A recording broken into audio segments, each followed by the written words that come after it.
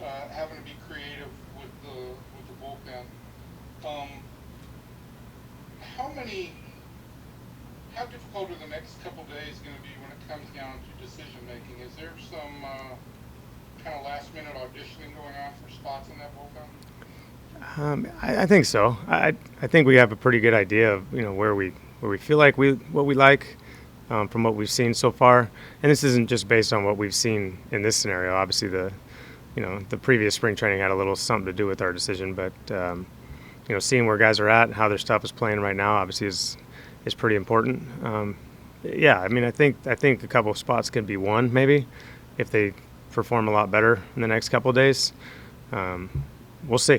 I mean, I'm not going to obviously give anything away until we have to, but um, we kind of like where a lot of these guys are at, and like I said, I feel like we can be creative with the different repertoires of all these guys. We can kind of build a bullpen that can satisfy a lot of needs. And I, the reason I was double checking on the 40-man roster is you'll have some guys that I would assume you'd have to add. Um, how how much of a tiebreaker right now will be keeping guys as opposed to potentially losing them? Yeah, there's a lot of factors. Obviously, if we have to, you know, put guys on our 40 man, we have to take somebody off. Clearly, there's also guys with outs. Some guys don't have outs. Unfortunately, that's part of the game that kind of works against guys and works for other guys. So, uh, it's going to be interesting to see what happens across the league, not only with our ball club but with other ball clubs. How many guys actually do take their outs? Um, it's such a different setting and scenario than they're used to. They're not going to go to AAA and get a chance to play. So I don't know. It's going to be interesting to see how it all unfolds. Last thing I have for you would be, again, on the creativity element. Jonathan Hernandez, as you said, has been as good a pitcher as you've had in camp. With a number of late inning guys down, are you comfortable putting Jonathan in high leverage situations from the start? From what I've seen, yes. Now there's a lot that he has to kind of prove in those situations, but we may not have the luxury of kind of easing him into it just because of the personnel that's down. With Montero being down, even Jolie being down. Some of our guys we were going to rely on in those later innings. Um, like you said, Jonathan's been throwing the ball better than pretty much everybody we have. So, do I feel comfortable? I do. I feel like what I see from him, from a mentality standpoint, I feel comfortable that he could handle it. I guess we'll see. I can't wait to put him in that situation and see how he handles it. Next question, TR. My questions are pretty much the same as Evan, but let me ask them anyway. First of all, are you going to be able to add as many non-roster players as you want to, given where you are on the 40-man roster? I don't know if we're going to add as many. I don't think we're going to add as many as maybe we anticipated. I don't know if it's as many as we want to add. I don't. We don't want we don't want to lose anybody. Just to put somebody on. There's obviously anytime you add a guy on the 40 man, like I said, you have to take them off. So we don't want to lose any of our guys that we may value, whether or not a lot or a little. It's just I don't know. I don't think it's something that we have to factor in, obviously, because we can't get things done if we don't have enough space. But I don't anticipate us, putting a ton of guys off that are non-roster guys right now. I mean, like, for example, Brett Snyder would be a valuable guy on a 30-man roster, but if you're already taking people off for the bullpen guys that you're going to need, I mean, that's kind of the tough decision you're going to have. Yeah, and those are things we've been talking through a lot the last couple of days, just from a priority standpoint. Like, do we keep 3 or 4 guys on non-roster? The bullpen, like you said, it may limit the amount of people on the offensive side. And Ref has had a heck of a camp. He had a really good camp. He impressed us the first time around. So he's obviously got a really good opportunity to make our ball club. So if we keep him, that means we may have to keep one less bullpen guy that we would like non-roster wise. So it all, you're kind of hitting on the same points, but it all kind of factors into our decision making. And my other question is, Evan brought up Hernandez, talking about Taylor Herner, Ian Jabot has been lights out in camp too. Yeah, Ian's impressed us a ton, man. Like, whatever he did in the off time, he almost looks better now than he did the first time in spring. He just looks comfortable. He's throwing strikes. His stuff looks, really good in the zone. You can see our hitters aren't really touching him too much. So, yeah, I mean, he's a guy that could find himself honestly pitching, later in games if we have to get creative and he matches up. So he's got a really good opportunity. My question is, though, you're going to have to take a leap of faith on guys who have very limited experience and very limited, if any, success in the big leagues. I mean, how much I hate to single out Ian Jabot, but how much can you trust these guys knowing what they've done in the past versus what they're showing you here in summer camp? I hate that. We don't like that summer camp word, but no, it is. You're right. I mean, it's absolutely. It's a little bit of a leap of faith in a lot of ways. Even Jonathan. I mean, Jonathan's been lights out, but he hasn't pitched in high leverage roles for an entire season. So this whole year is different in every way. To start the year, we don't have three of our best guys. So we're going to have to ask a lot of our other younger guys with limited experience and success in the big leagues to take on roles that they maybe didn't anticipate. Maybe with the less fans and no fans in the crowd in the stands, maybe that helps them. Maybe that helps to relieve a little tension. I don't know. But I feel pretty comfortable with a lot of where these guys are at. Next question, please. Levi. A question about protocol as far as like travel and safety protocols and all of that. Do you have a team, I don't know what the word, team policy as far as like when you guys are at the hotel and you're on the road? Are there rules in place about leaving the hotel or fines, or I mean, I don't know how much of that you're at liberty to share, but what I assume that's part of the conversation you guys are having as you prepare for the season that involves travel. Yeah, for sure. MLB has their own, based on the protocols in the manual. We have our own guidelines that we have to follow per MLB, and then we also have our own code of conduct that we're going to, hand out to the players. That, I've talked to a lot of our older players, our veteran players, just getting a sense for, what MLB has allowed, but what are we going to allow, I think is the biggest question. So some of these things, we've had long discussions about, whether we can leave the hotel or not, or leave to get essential items, no restaurants, no bars, obviously, those kind of things. Those are all going to be written in our code of conduct that every player is going to have to follow. Thank you. Other questions, please? Evan? On that code of conduct, Woody, you have not handed that out to players yet, correct? No, we're still I'm still talking to a lot of those older guys. I'm talking through, because I want to make sure it's, there's lines drawn. We're not allowed to do this, or we are allowed to do that. Some things we're going to, MLB has allowed certain things. I just know in the 3 months we were off, we had various versions of this the health manual, basically the protocols, and they got a little bit more lenient every round. Obviously, the players, they have to live their lives. So to say a player can't leave a hotel at all, it's kind of silly to me. It doesn't make any sense. There are essential things that you may have to leave the hotel to get. And it's just a matter of, what are you going to tolerate and what are you going to allow as an organization? Our players were actually probably more strict than I anticipated because they want to keep safe. So that was good to hear on my end. I wasn't sure what direction the players would feel like they wanted to go in that regard, and they actually leaned more to the stricter side, which I thought was good. Well, in the manual, it doesn't seem to indicate that there's a league mandate. While it talks about not leaving the hotel, there doesn't seem to be any kind of league mandated punishment. That would all be based on individual teams, correct? Yeah. I mean, we could say if we find you out at a bar, you're going to get fined. If we find you out at a restaurant with friends, we're not going to allow interactions with friends. If you live in that hometown, that's where it gets a little bit. Obviously we have a lot of players that live in the cities we're playing at. Are they allowed to go home? we actually may make it to where you can't have family in the hotel. Those are all things that we're discussing right now. Just see, so we can just, like I said, draw a line and make sure that nobody crosses it. Thank you. Other questions, please? TR, you got another one? Can you go over, number one, why you picked these two teams to be represented tonight? Who are going to be the managers, and did you go ahead and have Mathis and Trinos choose up the teams?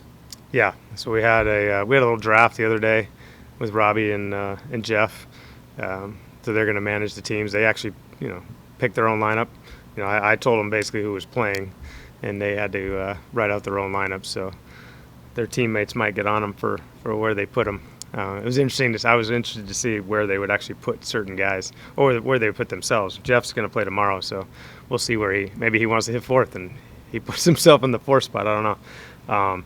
But with the 100th anniversary of the the Negro Leagues, I thought it was important to kind of include some of the local teams, the teams in Dallas. I researched a bunch of different ones, and the Dallas Black Giants. I think there was a bunch of teams in Dallas, but Dallas Black Marines kind of came to mind. There was some pretty fascinating stories that kind of go with a lot of those teams, and the Fort Worth Wonders were kind of a lead up to some pretty significant Negro League teams back in the day. So I thought it was pretty important to kind of acknowledge those teams, especially with the 100th anniversary of the Negro Leagues. Who's managing which team? Chirinos is managing the Dallas Black Giants, and Mathis is the Fort Worth Wonders. Evan Barrett? Chris, what was the significance of Joe Palumbo's outing tonight, and particularly his bats against lefties? I'll let you know in a couple days. I don't know. No, I was super impressive. I wanted to see it. Obviously we had two teams going against each other, so we couldn't exactly stack them up, just all left-handed hitters against him. But he did have to face, a number there, with Joey twice. Made the big punch out on Guzzi, with the game on the line at that point, really. It was good. Obviously the fastball was coming in hot. The curveball, the slider was really good. It was impressive, really impressive.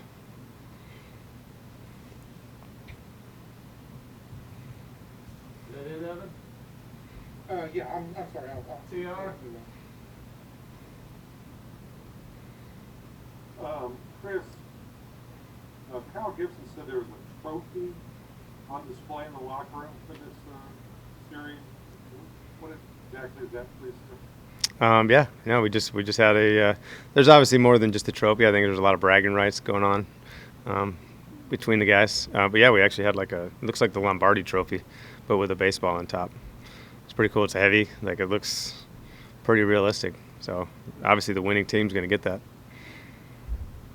Did you see any more intensity or anything going on tonight that you had not seen? I don't think I saw more intensity. I think I saw the game slow down a little bit. I think that's funny that we put a different uniform on each team, and the pace of play slowed down. So obviously there was, they're obviously taking it pretty serious. But the competitiveness I've seen all along. I haven't really been concerned about that, but maybe it did. Maybe it was a little more on the line. Bragging rights and a trophy involved. Chris?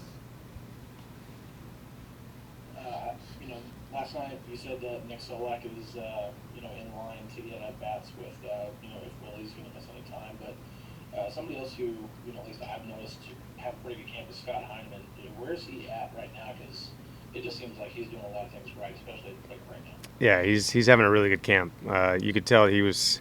He told me the last day before we started here, he was ready to go. He was getting live at bats. In California, there's nobody that's really from day one, been as impactful to this camp as him. So, he's definitely in the mix. There's no question. I mean, Nick, in my opinion, has from what he did last year, at the big league level, has earned a lot of the respect of the playing time. If Willie's down.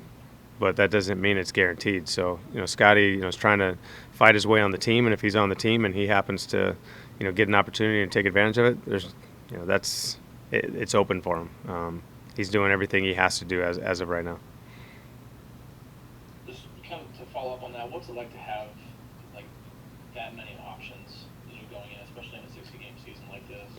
You're gonna need as many bats as you possibly can possibly get right now. So Absolutely. what's it like to have that many options? It's great. For me, it's great, but it's also tough because you can't keep everybody. I think Adolis Garcia's having a good camp as well. He's been impressive.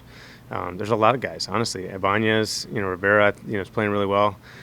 It's a good thing to have that many guys because we can pick and choose who we're going to take with us. But it also hurts, having to tell a guy that he didn't make the team and he's done everything possible to make the team. And I think the thing that I'm kind of floored by just looking at our group is just the quality of the guys, like the quality of the character of the guys. Scotty, all these guys bring it every day.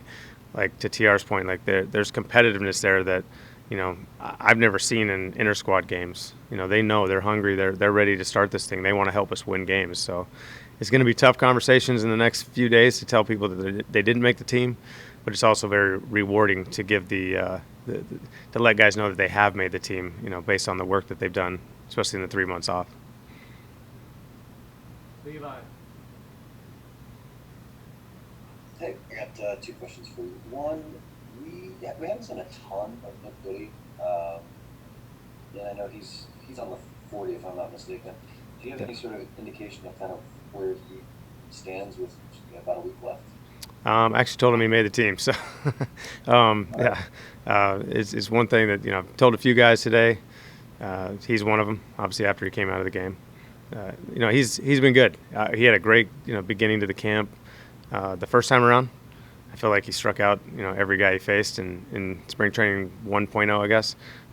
He's been battling with some slider command a little bit, but he knows it's there. That's his best pitch, and the last couple outings we've seen the same what we saw early in camp, and you see today he was really good. Anybody else that you told that they made the team that you're I told Jonathan. I told Jonathan and Luke Farrell as well. Okay.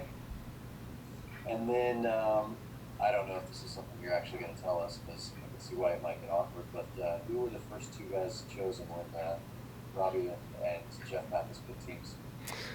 Good question. It was kind of the way it was struck. I had to put the pitchers together, so they had to pick. I think the first pick was actually pitching. It was like bulk. You had to pick whoever's pitching on one side, both for each game. But Rugi, I think, was the first position player. Obviously he's been pretty good, and I wanted to keep Rugi and Elvis together, so it was kind of a 2-for-1 anyways. But Rugi was, I think, Torino's first position player pick.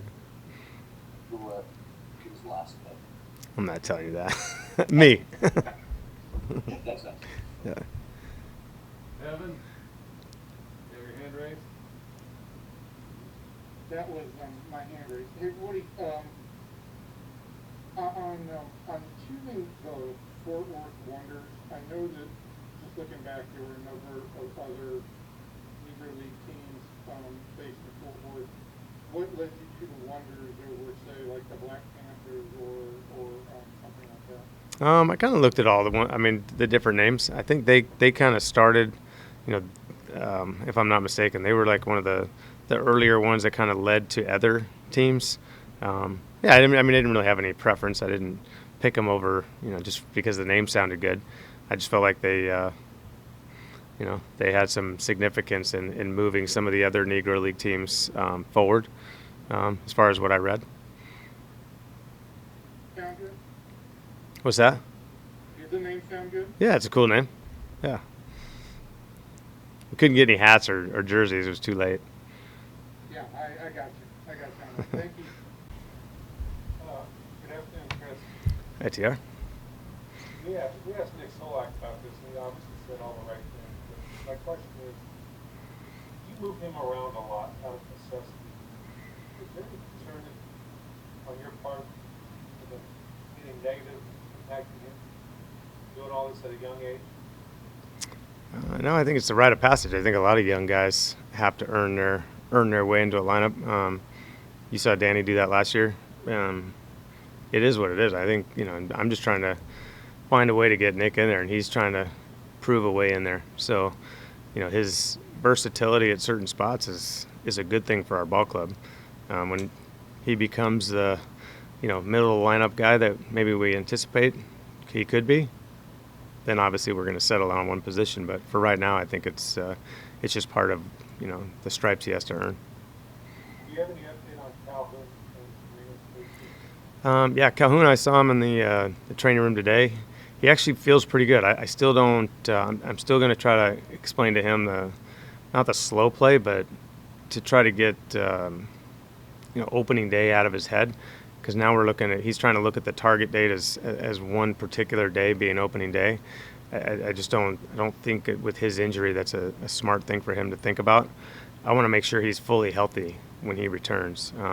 The soft tissue muscular injuries tend to linger, and if you try to come back too early, you risk straining it again. So I'm going to try to get that out of his head, even though I know he's pretty adamant about trying to make it back for opening day, because it's obviously his first opening day. Robbie's in a good place. I think he feels pretty good. He hit yesterday. I saw him hitting in the cage off the machine. It looked pretty normal, honestly. He got down in kind of a squat. He's sitting on a bucket, but kind of working on some catching drills. He's walking around normal. His strength is pretty good. I think if they tape it up, if he had to play Game 7 of World Series, he'd probably play today. So I think he's going to be okay. I don't know if opening day is the target date, but I'm kind of optimistic that actually might happen at this point. Evan?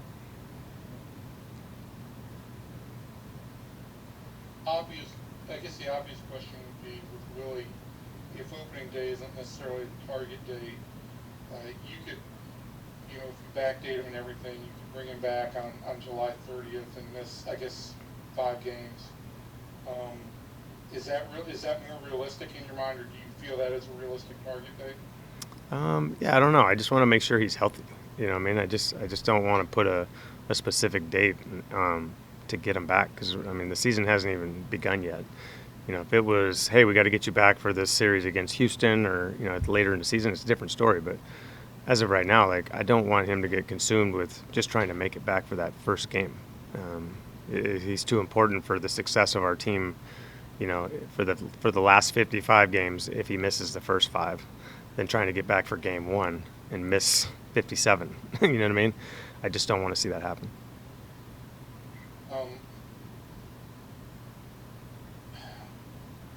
And on Solak, left field, you're comfortable with the idea of him starting the season in left field? Yeah. He's worked his butt off in the outfield, in all left field, center field primarily, a lot in center field, obviously at the beginning of camp. I think him getting comfortable in center makes him comfortable everywhere else, and that was kind of, my vision for it. If he felt comfortable in center, I felt like it's an easy transition to go to left or right, mainly left. So yeah, I feel totally comfortable with them out there. Chris, have you informed either of the first basemen of their situation? No, I think that's honestly going to kind of go down to the end.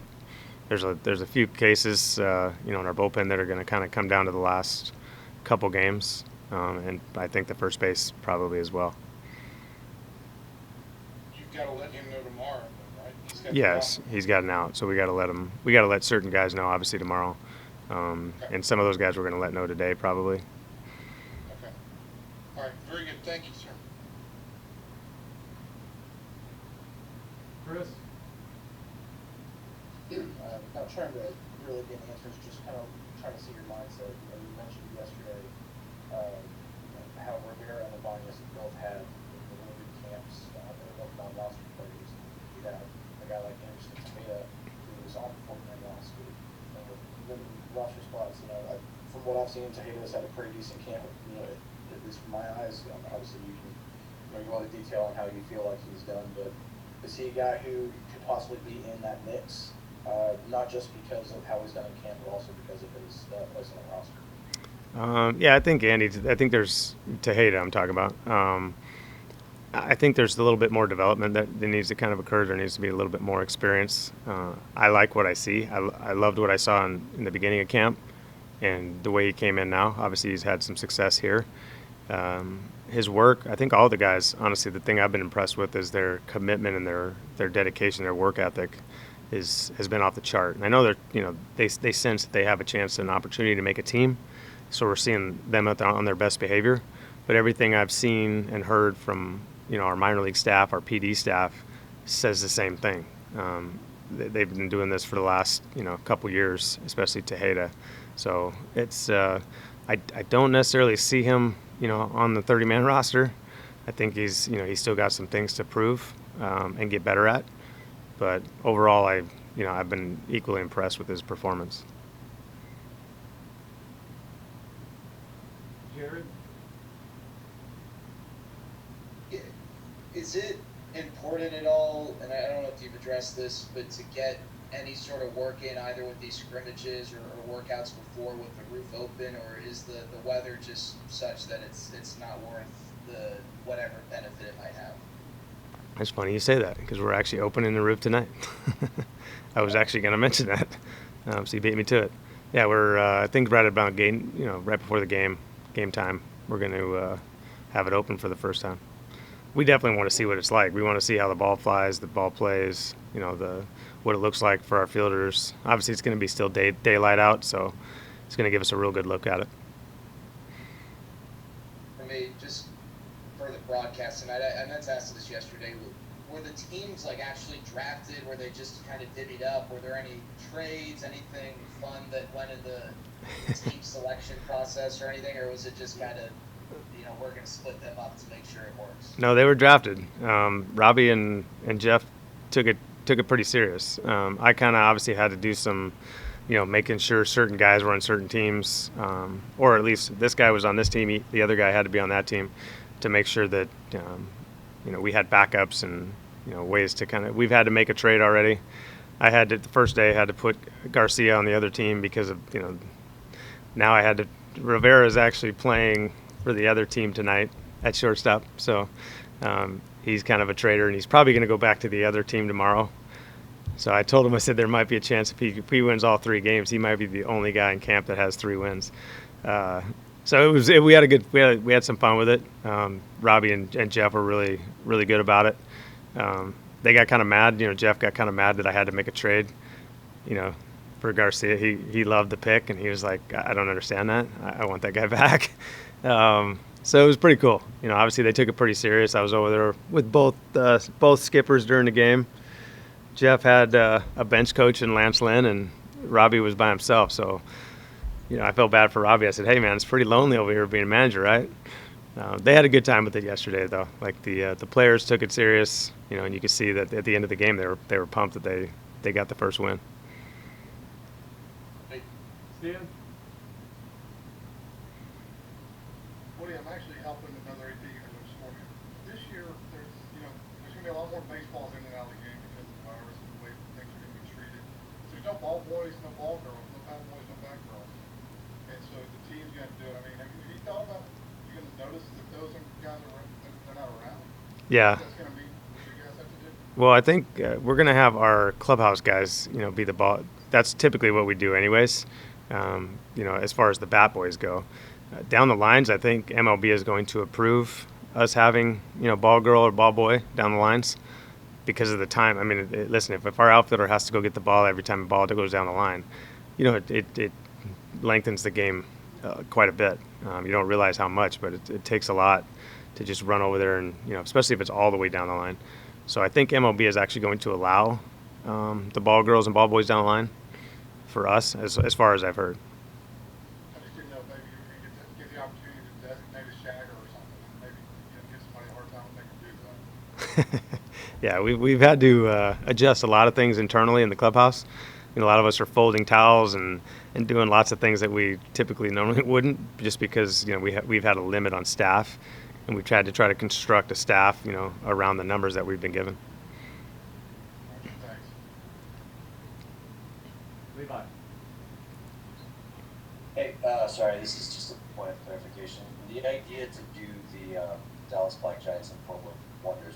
Where did that idea? I know we talked to you about why you chose the name. So where did that idea come from? Was that you, or did that come? It was actually I had talked to Josh Shelton, our traveling secretary. We were talking about just team names, and he brought up the point, hey, I had just done a 100th anniversary thing for the Negro Leagues, and he goes, why don't we make it Negro League teams? So I thought it was a brilliant idea, so I used it.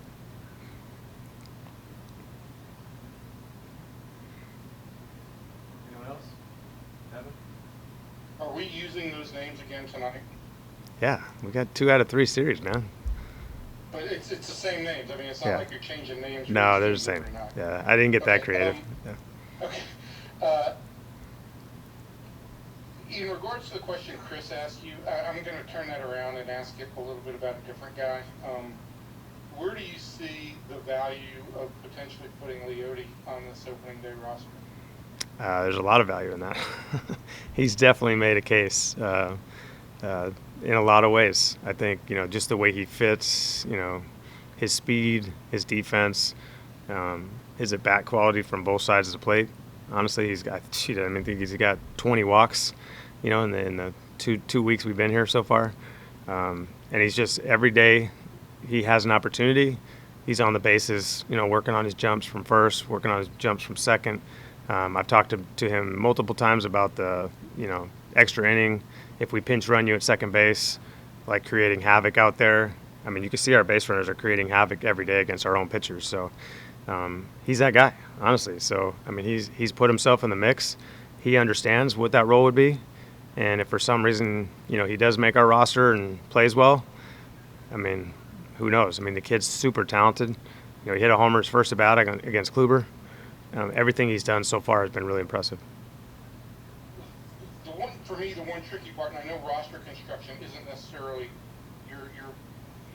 this element isn't necessarily your primary goal, but if you do put him on your opening day roster, and he's basically that defensive replacement, speed guy, whether it's for 2 weeks or for a month or for the full year, he's basically picking up service. It's the whole service clock thing. Yeah. How much of a concern, of an element in this decision is that? It definitely factors in. I've mentioned it. I'm like, do we really want to start his clock to be that kind of player? But listen, I mean, this is we're trying to win, so if he fits our roster, we're all open to it. I mean, we're open to, we got a pretty good starting 5, and what we feel like is a really good contending team, and if he makes us better, and he does, then we'll consider adding him for sure. Thank you, sir. Any last question? Emily? Hey, Woody, with these young guys, there's several of them, like you said, have been forcing the hand. How do you impress to them to, even if they do make this roster, to not put too much pressure on every at-bat, every game? You know what I mean? Because it is such a shortened season. Obviously you want them to keep forcing the hand, but how do you balance that message? I think that, obviously comes from me and it comes from the rest of our staff, and that's just kind of how we operate anyways.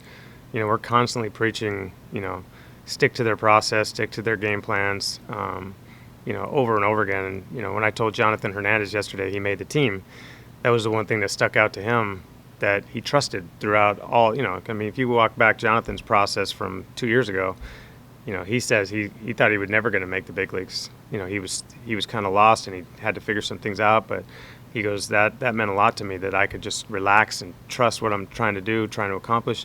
I think that's the narrative we've tried to set from day one here.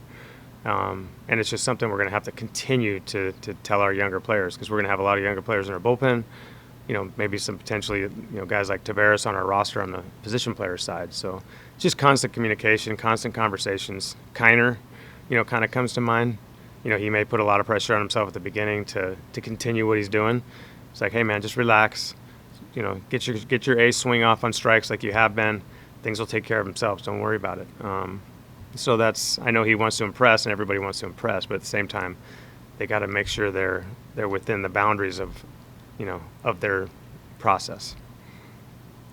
Thanks, buddy.